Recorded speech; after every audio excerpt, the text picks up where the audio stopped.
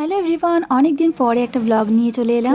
পরে আজকে আমরা গিয়েছিলাম মেলাতে সানডেতে, বাট প্রচন্ড ভিড়, মানে ধাক্কাধাক্কি করে শেষমেশ আমরা ভেতরে পৌঁছতে পারলাম। ভেতরে যেতে না যেতেই মারাপিট লেগে গিয়েছিল। ওই যে দেখতে পাচ্ছ কলার ধরে নিয়ে যাচ্ছে। 2026-এ এবার নতুন এসছে জলপরি, বাট আমার একটু ইন্টারেস্ট ছিল না ওই মোটা মোটা জলপরি দেখার।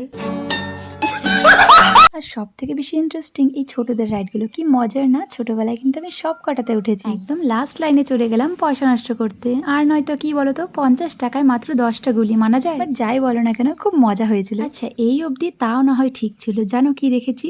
এই দেখো, 20 টাকার লটারি কেটে একজন পেয়ে গেছিল সাইকেল। প্রবাদে আছে না, লোভে পাপ, পাপে মৃত্যু। সেই অবস্থা হচ্ছে আমাদের। দেখো, প্রথমে খেলে তো পেলাম এই যে 20 টাকা দিয়ে তাও একটা প্লেট, ঠিক আছে। সিরিয়াসলি এই খেলাগুলো না একটা নেশার মতন। তুমি একবার ধরলে মিনিমাম 5-6টা তুমি লটারি কেটেই ফেলবে। আমরা 4জন 300 টাকার লটারি খেলেছি, ভাবতে পারছো? তাও ভালো যে এখানে প্রত্যেকটা টিকিটে আমরা কিছু না কিছু তো গিফট পেয়েই ছিলাম। ও এটাই বলছিল যে প্রত্যেকবার একটা করে ও টিকিট কাটবে আর একটা ঝুড়ি অন্তত ও পাবে। চলো দেখা যাক এবার আমার লটারিতে কি রয়েছে। নাম্বারটা ছিল 59, আর 59-এর মধ্যে দিয়েছিল ইয়া বড় ঝুড়ি।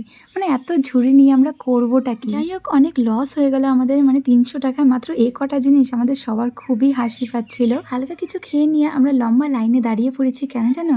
ওই যে নাগরদোলনায় যাবো বলে। ছেলেদের লাইন ছিল অনেক বড়, বাট মেয়েদেরটা কিন্তু অতও ছিল না। মিনিমাম 30 মিনিট তো হবেই আমরা লাইন কভার করে এই যে চলে এসেছি। এখন আমরা বসবো। এর আগের বছর মারাত্মক ভয় পেয়েছিলাম একটা রাইডে, সেটা হচ্ছে সুনামি। মেবি অনেকেই সেটাকে চেনো। 3 বছর পরে নাগরদোলনায় উঠে আমি খুব মজা পেয়েছিলাম, একটুও কিন্তু ভয় পাইনি। এখানে আমরা 3জন রয়েছি, আরেকজন কোথায় বলো তো? ওই যে নিচে ঝুড়ি নিয়ে দাঁড়িয়ে আছে, সে তো সবকিছুতেই ভয় পায়। একটা কেনাকাটি করেই বেরিয়ে দেখি এ কি, সেই ভিড় তো এখন গায়েব। যাই হোক, ব্লগটা কেমন লাগলো অবশ্যই জানাবে। দেখা হচ্ছে অন্য কোনো ব্লগে। বাই।